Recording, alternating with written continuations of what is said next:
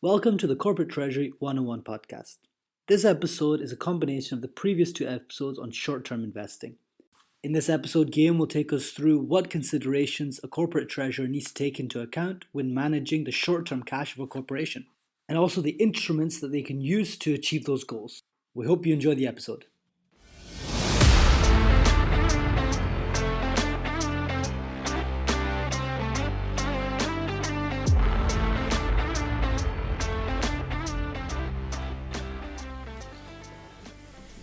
So, Guillaume, we talked in the past about short-term funding. Yeah. And specifically how a corporate would go around short-term funding and why it's needed, right? So that's in order to get cash. Yeah. So once you have the cash, what do you do with it exactly? Or if you already have cash laying around, what's the role of a corporate treasurer in managing that cash? Yeah, indeed. So we talked about short-term funding and how it was embedded to the cash flow forecasting strategy, right? And now we indeed want to look at the other way around. What if we have excess of cash, more than we need actually, and what do we do with them? And it's typically the case in certain industries, right? Such as big retail companies, for instance, which negotiate very long-term payment delays with their suppliers, but get their money right away from their customers, right? When you go to a shop, you just pay it right away. So it can quickly represent a lot of cash, and there are many other industries where this is the case. So we talk about investing that money, and in this episode, Usam, I propose we focus on the short and medium-term investments. So we're gonna disregard long-term investment for now, because that's what we mostly look at as a corporate treasurer. Okay. So when it comes to funding, I guess it's quite straightforward to a corporate treasury, right? You look at how much money you are going to need, and then you find the most suitable instrument to gain that money, the cash markets, the loans, etc., etc. Yeah. But how does a corporate need to look at investing the money that it has already then? Yeah. So as an individual, Usam, you probably make some investment as well. Some investment funds look at investing their money, of course, and the money of their clients. So as a corporate treasurer, the strategy is a bit different. So usually the responsible for this will be the cash manager. He's responsible for that aspect of the treasury, like investing the excess of money and get funds if needed. And there are several things he needs to bear in mind and take into account when looking at investments. So first and foremost, we must bear in mind that having the cash sitting on the bank account is the worst thing you want to do, because it brings little to zero interest. And it's especially the case nowadays, especially with euro, where we're in the context of negative interests. So basically having your cash sitting on the bank account make you lose money. So you want to invest the excess of cash you have. Now, as a corporate treasurer, and we talked about it already, we are all about managing risk, and we do not want to have too much risk on the principal. Principal means the amount invested, because we cannot really afford losing money. That wouldn't be a good way to optimize cash, obviously. So we do not want to take too much risk. That's the first thing to bear in mind. We also want to keep that cash reasonably available, liquid, right? Whatever instrument you will use, you want it to be able to be sold quickly if you suddenly need cash, for instance. You want to keep that liquidity aspect in mind. And of course, you want to optimize the return. So in that small window of low risk and high liquidity, you want to make as many returns as possible. So when investing, the corporate treasurer needs to consider the following things in that precise order of priority: security of the principal, liquidity, and yield, obviously, which means return on investment. And so I get a tingle that one of our favorite phrases is coming back here, Guillaume, which is risk appetite. Exactly. Right. So as with every decision that a corporate needs to make, especially a treasurer in a corporate world needs to make, it's all about the risk appetite of the group, the company, and the treasurer at that moment of time. If we have cash, how much do we want to have it liquid versus having yield on it, perhaps, or these conflicting variables that we need to optimize for? Yeah. Right. So in all of that, it sounds like security is the most important of those three. It is. Right? You're keeping the cash, but you don't want to keep it just lying in a bank necessarily if you have low or even negative interest rates. So the whole point of investment is that there is embedded risk, right? Everyone knows if you're going to invest money, there's a risk associated with that. How do you make sure that it is as secure as possible? Yeah, that's very on point, Sam. So we want to look at two things here. First one is we don't want the investment to lose value, obviously, like a stock would, for instance, right? When you invest on a stock, it can go up or down. When you look at investment from a corporate treasury perspective, you don't want to go on stock, for instance, because that is likely to go down potentially. And you also want to recover the totality of the invested money.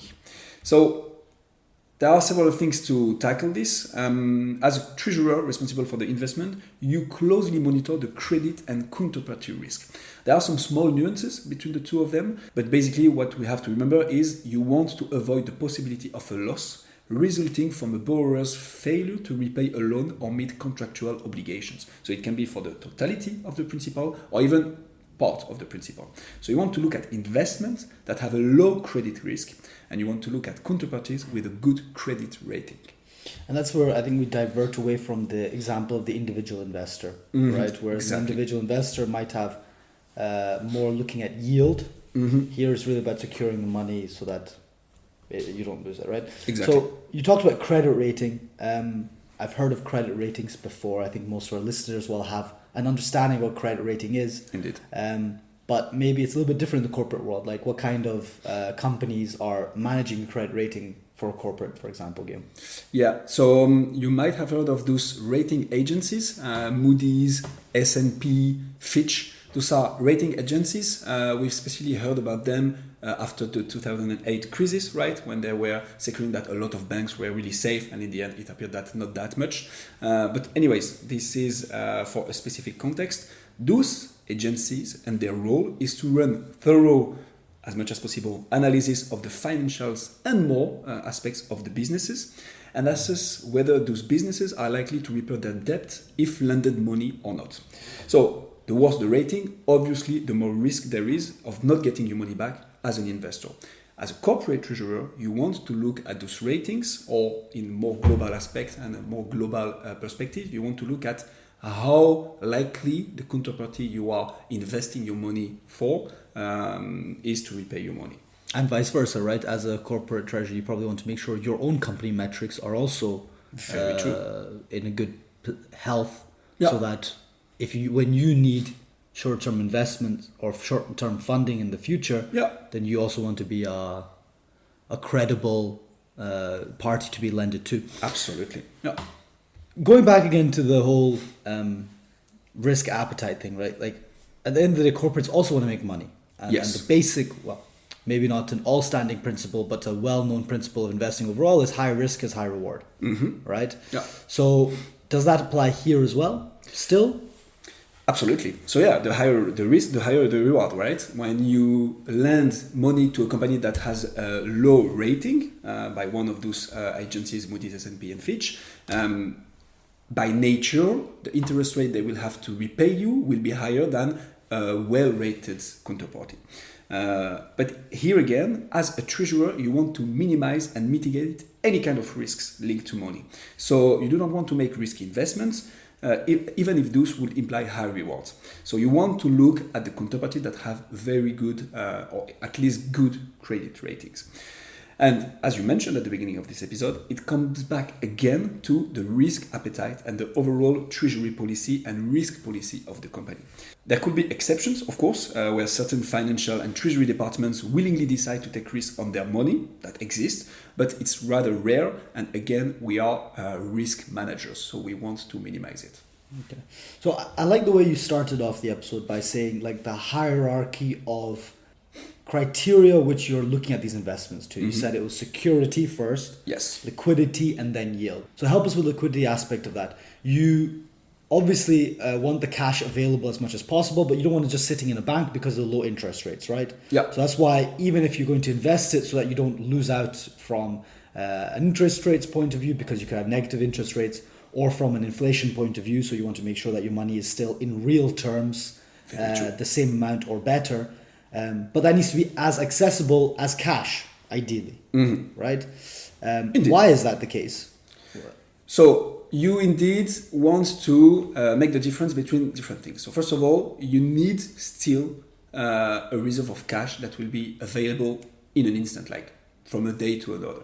Because you want to be able to manage unforeseen circumstances, obviously. Crisis. Exactly, for instance, yes. but you also want to optimize the yield as much as possible. So a little bit of accounting here again. You can segregate them in 3 different buckets. The cash you want to invest or not. The first one is operating cash. So you need this cash for your daily operating needs. You want to have direct access to it, whatever happens, and you can't afford losing any part of it. Really, the principal must remain the same. So you can eventually invest it overnight. We're going to come to it in a second, but it basically is an investment made over the night, and you get your money back in the next morning. So it's very, very short term, very low earnings on it, but still it can be one form of it. Still, your operating cash, you want it to be available in an instant. The second bucket will be the liquidity reserve. So this is cash that you won't be using for the coming weeks, month, and you can afford to invest it. But you also want to keep it more or less liquid in case of, as we just said, unforeseen circumstances. So you typically look at 3 to 12 months investment instruments for this liquidity reserve. And last but not least, you have the strategic balance. So this is cash that you won't need for sure, and it even has remained on the balance sheet unused. So you want to invest it for longer period. This is the long-term investment we talked about earlier that we won't tackle in this episode, but we are mentioning it today to have it in mind already. Okay, so your operating cash is something like you're paying your suppliers on a daily basis, you're paying your bills, etc., etc. Yeah. Your liquidity reserve will be a little bit more in a crisis scenario, right? And your strategic balance is, okay, this is the money that we don't foresee we'll need in a crisis, so we're going to invest it a little bit more long term. Indeed. Typically, the longer the investment, the higher the return, right? Just because it accrues compounding, right? And it sits there longer. Is it the same thing here with these sort of long-term investments that these corporates are making? Yeah, absolutely. Again, that's on point. Obviously, when you invest money on a longer period, you make the cash available for a longer period for the counterparty. So it can make more things out of it. And it's also the cost of cash, right? So the longer you invest it, the higher the reward, obviously. And here, you just mentioned a very important term in all the investment strategies, which is the yield curve. It's really at the heart of it. So it's the relationship between the maturity of an investment, so how much time it will take for it to mature, to finish, so for you to get your money back, and its linked offered rate. Obviously, an investment with a 3 months maturity means that once invested, your money will remain blocked for 3 months, and you will get it back after that period plus your interest. Or it will potentially give you interest throughout the life of the investment, depending on the type indeed. Whereas if you invest it on a 12-month period, you are more likely to have more interest rates.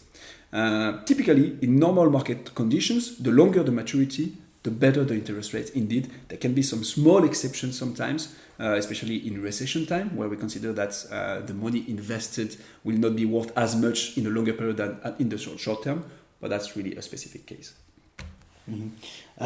So basic principle is the more readily available the cash is, i.e. the more liquid the cash is, the less return you get out of it, and vice versa. The longer you isolate your cash and you're not able to access it, the more the party which you have invested in is willing to pay you just to hold your cash for longer, right? I think it works the same with bonds, for example, right? Yeah. The longer the term of the government bond, typically the higher the return. And vice versa as well. Precisely. I've also seen some yield farms, for example. They do the same thing. They hold your cash for a certain amount of time and pay a certain amount of interest. Yeah.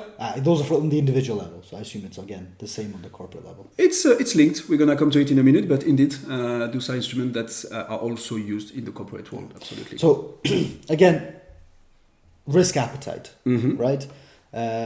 You're protecting your cash so it doesn't lose the principal value. That's your primary concern as a treasurer, not necessarily making back on yield, although that comes in secondary.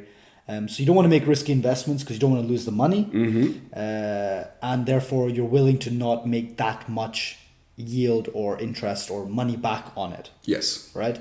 But at the same time, you don't want to have too long-term investments because you need to have the cash liquid and available, right? Which again means you don't earn a lot. So you're not really investing to earn, you're investing to keep the money safe. Exactly. All right? Yeah. So Indeed, it may sound like you're not making a lot of money out of it because you don't take any risk and you want the money available. So that's the two parameters that usually help getting a more or less better interest rates. But in this case, we are always going for the lowest. But that's quite correct summary, actually. As you mentioned, it's the risk appetite and overall strategy. But yes, the role of the treasurer is to manage money in the most efficient way. So whatever money we have on the bank account, we want to make the most out of it. But you still have to keep in mind and ensure the solvency of the group at all costs. So liquidity and keeping the principal is the most important. Now, investing your money will obviously be more interesting than having it sitting on a bank account, but it won't be enormous. Even though, depending on the amount we are talking about, it can quickly be millions over years, if not more. Just give me an example again. Yes, I know our listeners love examples. So, Hussam, let's say Hussam's Corporate is a worldwide company, all right, with, let's say, a multi-billion euro turnover yearly. 10 billion, for instance, just to say something. And you have an average available cash balance of 500 million euros, so half a billion euro, because you have good payment delays and the business is doing good. So even at a 2% interest rate, which is rather low, to be 100% honest, but in a context of negative euro interest rates is quite okay. At the end of the year, that's still 10 million euros that you made your company earn. So this, without endangering the business whatsoever, is still something. You can make quite a lot of things with 10 million euros. So again, it's all a matter of perspective, right? Yeah, I mean, 2% on $500 million is a lot of money. Exactly. And so for the biggest companies of this world, this is not so bold of an assumption, actually, to have like 500 million sitting on the cash accounts all around the world. It is rather conservative, actually. Let's take the Fortune 500, for instance. The smallest company of it, if we may say, that is the small company, is around the $25 billion USD turnover each year. So is it that bold to assume that barely more than 2% of its turnover, 500 million, is the consolidated cash of all the balances around the world? I think that's okay. And bringing 10 millions out of it is quite something. Okay. So very clear, Guillaume. So again, just to summarize, when a corporate treasurer is trying to invest the cash, the primary purpose of the investment is not to make money back, but the order of priority goes security of the cash, yes, liquidity of the cash. Mm-hmm. So how quickly can we get the cash out again, and then maybe you'll look at yields and where it could. But even at these lower numbers, when you're talking at the scale of a corporate, 2% is a lot of cash. Precisely. In absolute terms. Yeah. Right? So that makes a lot of sense. So what are those instruments which are high security, high liquidity, and a decent yield? So we're going to come to it in a second, but first I'd like to mention how do we invest in those short-term investment instruments. So cash managers usually do so via what we call money markets, where we find banks, other financial institutions, money managers, obviously, brokers, dealers, and of course, corporates. So you can find there investment instruments known to be available in large quantity, so liquid, and short-term. So usually on top of that, with a low credit risk, even though there are some more or less risky than others, obviously. So it is like for the stock exchange, you can find the primary and secondary market. The first one is where you find the instrument initially issued, and the second one is for selling and buying them second-hand, between brackets, if I may say. So you can there invest your money or borrow some, actually. Okay, so those money markets are the stock exchange for short-term investments, right? It's Yeah. the equivalent of the stock exchange for the short-term investments, Exactly. where as a corporate you can find your short-term investment options or fundings if you're on the other side. Exactly. And so in order of perceived risk, here are the main issuers we want to look at. So governments and government agencies, obviously. You just mentioned the treasury bills a little bit earlier in this episode. This is what we look at typically.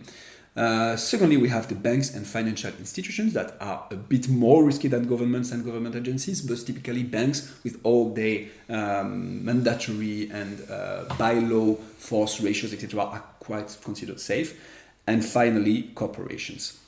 Okay, so that's a lot more solid. There we go. So you want to look at governments as the least risky, Exactly. right? Of course, banks and financial institutions, then other corporates. What kind of instruments are available if I want to make short-term investments by those governments, for example? So for governments, you typically look at what we call treasury bills. Bonds, right? Another word for bonds. Exactly. So it's the same thing. T-bill, so treasury bill is what we call it in the US, but those are bonds as well, indeed. So those are very short-term debt instruments issued by a government, as we just mentioned, usually less than a year, but it can vary. And it's considered the safest investment you could do, basically. And the most liquid, actually, because you can exchange it on the secondary market. So obviously, the lowest interest rates, but when it comes to governments, they are very unlikely to fall, right, and not to repay their debt. I think in the last 50 years, there has been 20 governments that weren't able to comply with their debt, but actually they were already very low-rated governments. So this is what we consider the safest. So that's the government taking a loan from the individuals or the corporates. Exactly. Right? That's how the government issues those. From the markets, yeah. From the markets, exactly. But you mentioned something interesting there, which is they're very liquid, not necessarily because you can get the loan back from the government quicker, but because they're such safe investments, other corporates or other parties in the market are willing to buy those bonds from you. Exactly. So you don't necessarily need to even go back to the government for your money. You can just sell the loan or the bond or the treasury bill to another second party who will buy it off you because they know it's safe. Exactly. And one other interesting point to mention here, especially in that inflation context, this is also a way for the government to manage the liquidity available on the market, right? If they issue a bond or a bill, they will get money out of the market and therefore decrease the amount of money available, of cash available on the market. So this is also an interesting instrument when we look at inflation. But this is for another. So it's not something the government just does because the government needs money, but it's also a tool that they use to take money out of the economy. Exactly. Right? But they also use it to fund their activity, absolutely. So what about banks and financial institutions? What are the tools in which me as a corporate would go into a market and say, hey, look, I want to go and invest in some banks and financial institutions? What are those? So there are quite some here. So let's tackle them one by one, obviously. The first one I'd like to mention is the overnight investment fund. So this is usually offered by the banks, and it's an automatic overnight investment vehicle. So what we are looking at here basically is the money is taken out of your bank account at the end of the day and put back the morning after. As simple as that. Again, it's rather safe because the money is invested for a very short period of time and seamless in terms of liquidity, right? You go to sleep and the morning after, your money is still here. So rates on this are usually low and the risk is rather low as well. Second instrument we look at are bank deposits, or also called time deposits. So those are fixed term investments, 1 to 6 months. It's not really liquid. The funds cannot be withdrawn before the maturity unless you pay heavy penalties, and it's not available on the secondary markets. So it cannot be bought or sold on it, not like the third instrument, which is certificates of deposits. It's basically the same tool as we just mentioned. It's like a bank deposit, but negotiable. So it's exchangeable on the secondary markets. It's also from a period of 1 to 6 months, but you can exchange them. And it requires a bit more paperwork, which is why there is a difference. The fourth one is a banker's acceptance. So this is a short-term note issued by commercial banks that arise from specific trade transactions. We're not going to enter in the details of this, but most have a maturity of 6 months and are embedded to a specific trade transaction. Last but not least, I'd like to mention the repurchase agreement. So this is a short-term, often overnight actually, investment. And the mechanism is the investor, so the lender, buys certain securities from the borrower, usually very safe ones, such as government securities. And the borrower might be, let's say, a bank, which needs very short-term money. The borrower promises to repurchase the securities at a specified price and date, with obviously a price difference, making it profitable for the lender. Those are the 5 instruments I wanted to talk about. So just a quick recap: overnight investment funds, bank deposits, certificates of deposits, banker's acceptance, and repurchase agreements. One thing that seems to come up a lot, which I find quite interesting here, Guillaume, is like the liquidity of these investments isn't just linked to the payment term on the actual investment, but also how readily resellable that is to others on the market. Absolutely. right? Whereas some people would have thought, okay, 6-month fixed period investment isn't very liquid at all. But if you can sell that tomorrow to someone else that's willing to take that 6-month yield, Absolutely. then that makes it very liquid. Yeah, absolutely. That's a very on point. Very clear. So what about corporates? We went through the safest, which was the governments, then the second, which was the banks and financial institutions. You said the corporates was the most risky, but in line with our original principle of high risk, high reward, I assume they also make the most money out of them. Absolutely. So compared to the two previous categories we just mentioned, they are indeed the most interesting when we look at high rewards between brackets again. And here there is only one tool to mention because it's the most commonly used and the most issued by corporates, which is the commercial paper. This is a short-term unsecured promissory note. Let's break down that a bit. So unsecured means there is no collateral to secure the investment. We mentioned this when we talked about overdraft, for instance, like the amount of money you're able to go below zero on your bank account. An unsecured one is that the bank doesn't take any guarantee on this. So no collateral to secure the investment. It works the same way for a commercial paper. Promissory note means basically the borrower promises to pay the other party a certain amount of money at a certain time, and the promissory note is that. So usually those instruments, the commercial papers, are issued for 30 to 60 days, but can be as short as 1 day, for instance. Last but not least, I'd like to mention something different. So it's not directly linked to the corporates, but what we call money market funds.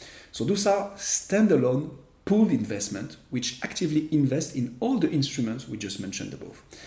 So the treasurers do not have to do the whole work or research themselves, but can instead trust a third party with their money. Usually, money market funds are managed by big banks or big financial institutions. And it's a good alternative to bank deposits because money market funds are meant to keep the three principles we mentioned again and again during this episode: security first, liquidity second, and yield finally. And they work pretty much the same way as an investment fund would. You just entrust them with your money and they do the overall investment for you, diversifying as much as possible. And you have different risk profiles depending on how you want to invest your money. That is it, Usam. That was quite a piece for the instruments of short-term investment.